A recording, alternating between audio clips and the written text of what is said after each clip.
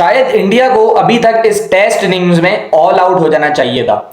कल जब हम लोगों ने प्रीव्यू किया तो उसमें यही डिस्कशन की, जब मैंने 4 फ्रंट लाइन फास्ट बॉलर्स देखे इंग्लैंड की लाइनअप में 11 में, और हम लोग यही डिस्कस कर रहे थे कि शायद इंग्लैंड अपनी स्ट्रेटेजी को बदलेगा। जो पिछले 4 मैचेस में बिल्कुल सीधा विकेट तैयार करवा रहा था, इस मैच में ऐसा नहीं होगा, क्योंकि वो इंडिकेशन हमें 11 से ही आ गई थी। और कल प्रीव्यू में भी यही प्रिडिक्शन थी मेरी कि यहां पे ग्रीन ट्रैक ही होगा। और आज सुबह जब पिच रिपोर्ट्स हुई है तो यहां पे हम लोगों ने वो बात होते हुए देख ली कि बिल्कुल ग्रीन ट्रैक बनाया गया। एंड उसके बाद जब आसमान की तरफ रुख किया सबने, तो वो बॉलर के लिए और उसने कंडीशंस को साजगार कर दिया, क्योंकि ओवरकास्ट कंडीशंस थी। एंड इसके अलावा पूरा दिन बारिश लगी रही, पैचेस में बारिश होती रही, जिसकी वजह से गेम इंटरप्शन भी हुई। सो ये ऐसी कंडीशंस बन गई कि ये फास्ट बॉलिंग हेवन मैं समझता हूं किया ओवल पे आज हमें देखने को मिल सकता था। उसके बाद इंडिया के लिए मजीद गंदी बात क्या हुई कि वो अपनी सीरीज का 5वां लगातार टॉस भी हार गए। एंड इंग्लैंड एक बड़ा अच्छा टॉस यहां पे जीतने में कामयाब हुआ। एंड उस टॉस के जीतने के बाद मैं समझता था कि यहां पे 50 to 55 overs were enough to get India bundled out, क्योंकि ये इतनी डिफिकल्ट बैटिंग कंडीशंस थी, ये प्रॉपर इंग्लिश कंडीशंस थी जो कि आज प्रोवाइड हुई है इंग्लैंड के अंदर। इंडिया 205 पे 6 है, बट इंग्लैंड की बहुत खराब और गंदी बॉलिंग है, जिसकी वजह से इंडिया ने ये स्कोर लगाया है। अगर आप एक एंड से देखें तो गस एटकिंसन ने बॉलिंग की, 18-19 ओवर उन्होंने किए हैं। 1.5 की इकोनॉमी से बड़ी शानदार स्पेल अपनी कंटिन्यू की, वहां पे 2 आउट भी किए, अर्ली इनरोड्स भी किए, यशस्वी की विकेट ली वहां पे।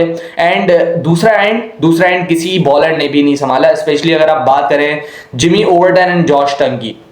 सो they were all over the place. एक दो इक्का दुक्का बॉल बीच में अच्छे गिरे हैं उनके, बट अगर आप पूरा एनालाइज करें स्पेल और एक बॉल बाय बॉल देखें तो शायद हर ओवर में 2 से 3 बॉलें ऐसी थी जो बाउंड्री डिजर्व करती थी। एंड उन गंदी बॉल्स के अलावा आप देखें कि एक इनिंग में अभी तक इंग्लैंड 32 एक्स्ट्रास दे चुका है। सो ये आपको बता रहा है कितनी इनकंसिस्टेंट बॉलिंग इन लोगों ने करवाई है। एंड मेरे ख्याल से अगर ये चीजें टेस्ट क्रिकेट की एक इनिंग में आप करेंगे 32 एक्स्ट्रास, तो ये दूसरी टीम को एक लेवरेज देना होगा एक ऐसी विकेट पे जहां पे स्कोरिंग बहुत मुश्किल थी, जहां पे स्कोरिंग अपॉर्चुनिटीज अगर आप अच्छी बॉलिंग करते तो बहुत मुश्किल से आती। वहां पे आपने इजी रन्स प्रोवाइड किए हैं इंडिया को, वहां पे आपने इजी वे थ्रू प्रोवाइड किया टीम इंडिया को, जिसकी वजह से उन्हें ज्यादा रिस्क भी नहीं लेना पड़ा। आप देखें जब अर्ली आउट हुए थे, केएल राहुल भी आउट हो गए थे, तो फिर साई सुदर्शन जिस तरीके की बैटिंग कर रहे थे, अपना टाइम लेके 38 रन किए उन्होंने 108 बॉल्स पे, तो वो अपना टाइम ले रहे थे बिकॉज उन्हें पता था कि यहाँ पे यार ये लोग एक्स्ट्रास भी कर जा रहे हैं, यहाँ पे ये कुछ ज्यादा एक्स्ट्रा ऑर्डिनरी करने के चक्कर में गंदी बॉलें मुझे ऑफर कर रहे हैं, जिसकी वजह से एक एंड बिल्कुल रन बनाता चला गया। एंड साई को टाइम मिला, एंड साई बड़ी शानदार बैटिंग कर रहा था विकेट के एतबार से मैं अगर बात करूं तो ही वॉज लुकिंग गुड, अपना टाइम ले रहा था एंड रॉक सॉलिड टेम्परमेंट के साथ बैटिंग कर रहा था, डिफेंस बड़ा अच्छा कर रहा था एंड कंडीशंस को अडेप्ट कर चुका था।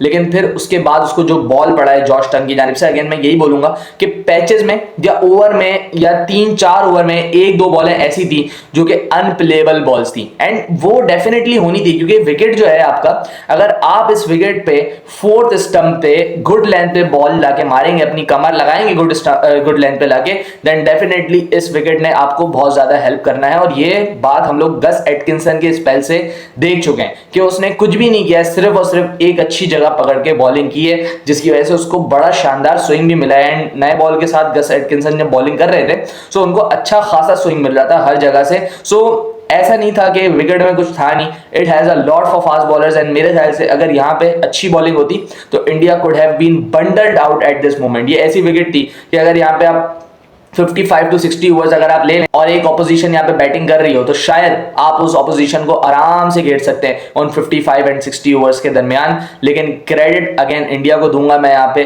कि वो सरवाइव किया है इतना मुश्किल डे उन्होंने। और मेरे ख्याल से जो टॉस पे फायदा हो गया था ओली पोप एंड इंग्लैंड को, उस फायदे को यहाँ पे खत्म किया है, न्यूट्रलाइज्ड किया है इंडिया ने।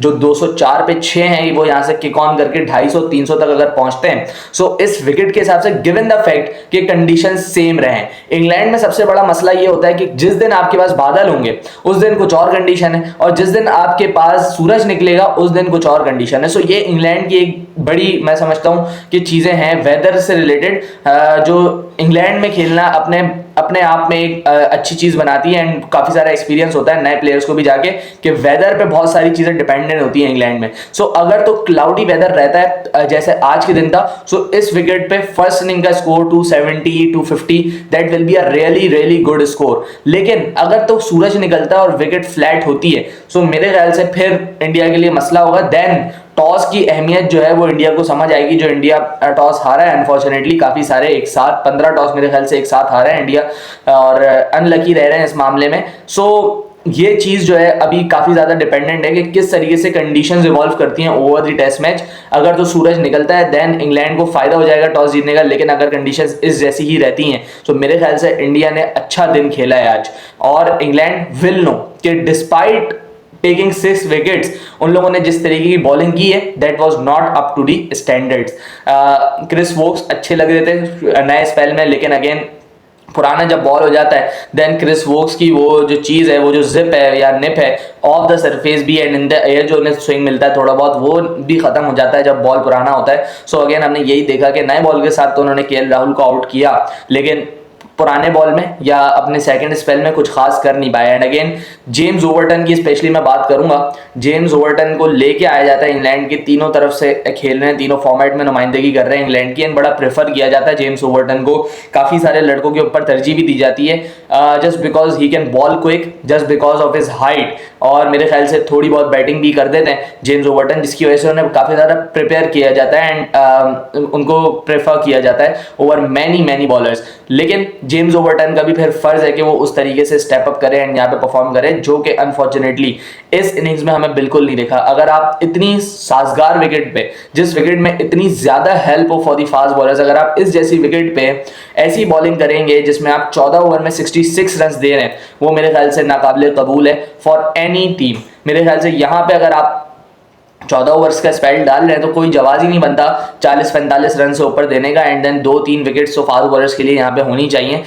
अगर आप यहाँ पे एनालाइज करें, पूरा दिन एनालाइज करें, अगर इंडिया आउट हुआ है तो उसको जो है वो बहुत शानदार बॉलें पड़ी हैं। 2 बॉल तो मैं बता देता हूँ अनप्लेबल डिलीवरीज थी, साई सुदर्शन वाली, रविंद्र जडेजा वाली अनप्लेबल डिलीवरीज थी। लेकिन उसके अलावा आप देखें तो कोई भी बैट्समैन ऐसा नहीं रहा है जिसने लंबी बारी लेने की कोशिश की हो अपार्ट फ्रॉम करुण नायर। यहाँ पे आप आराम से अर्ली एंड भी आपको मिल गए थे, आपके एटकिंसन ने आपको आउट करके दे दिया था वहां पे जायसवाल को। तो मेरे ख्याल से यहाँ पे अगर अच्छी बॉलिंग होती सो ये इंडिया की टीम 170 175 मैक्सिमम, एंड अगर ये इंग्लैंड करने में कामयाब होता तो वो जो टॉस का फैक्टर था या तो वो विकेट का फैक्टर था, कंडीशंस का फैक्टर था, उस सब पे इंग्लैंड कैपिटलाइज कर सकता था। और ये बात हमें याद रखनी है कि जसप्रीत बुमराह इस टेस्ट मैच में नहीं है। सो अगर तो फास्ट बॉलिंग कंडीशंस कंटिन्यू रहती हैं तो फिर इंडिया के पास क्या ऑप्शंस हैं? मोहम्मद सिराज, आकाशदीप, लेकिन उनके लिए भी यही कहानी है। प्रसिद्ध कृष्णा अगेन खेल रहे हैं, पहले 2 टेस्ट मैच में प्रसिद्ध खेला तो बड़ी गंदी लाइन एंड लेंथ प्रसिद्ध कृष्णा की जानिब से थी। Again he was so wayward कि वो 5-5 6-6 रन की इकोनॉमी से दे रहे थे रन यहाँ पे। सो अगर इस विकेट पे आप वेवर्ड रहेंगे आप रन लीक करेंगे, बिकॉज ये तेज विकेट्स होते हैं। यहाँ पे अगर कोई एज भी लगता है, अपर एज भी लगता है, कतरी भी लगती है, so that will fly because wicket में पेस है, विकेट ग्रीन है। सो यहाँ पे आपको अपनी लाइन से बहुत ज्यादा लग के रहना पड़ेगा, एंड जो बॉलर यहाँ पे good length and 4th stump 5th stump से बॉलिंग करेगा वो कामयाब है। एंड तभी मैं कह रहा हूं कि Akashdeep is the bowler to watch out on this wicket, क्योंकि वो सॉर्ट ऑफ क्रिस वोक्स जैसे बॉलर हैं जिनके पास जो है निप मौजूद है। एंड हमने देखा था कि लॉर्ड्स वाले टेस्ट मैच में जहाँ पे थोड़ा बहुत मूवमेंट था वहाँ पे उन्होंने 10 विकेट्स भी ली थी। सो अगेन मैं ये समझता हूँ कि यहाँ पे आप आकाशदीप को एक हाईली रेट कर सकते हैं फ्रॉम द इंडियन बॉलिंग, लेकिन करुण नायर को मैं क्रेडिट दूंगा। Finally after so many starts उसने एक अपनी 50 की है यहाँ पे, and he is looking very good. अच्छा टेम्परामेंट के साथ खेल रहा है, सॉलिड लग रहा है, एंड इधर उधर उसको फुल टॉस भी मिल रही हैं, एक जूसी हाफ वॉलीज भी मिल रही हैं। सो रन्स तो निकलते जा रहे हैं, बस काम ये करना है वॉशिंगटन सुंदर एंड करुण नायर ने कि विकेट पे टाइम बिताना है एंड मुश्किल बॉल्स को सर्वाइव करना है एंड रन्स बनाने हैं जहां पे अपॉर्चुनिटी मिले, जिसकी वजह से आप देखें अगर यहाँ पे एक अच्छी पार्टनरशिप लगती है जो कि 50-60 रन ऐड करती है, सो इंडिया विल फील कि हमने बहुत अच्छा काम किया है।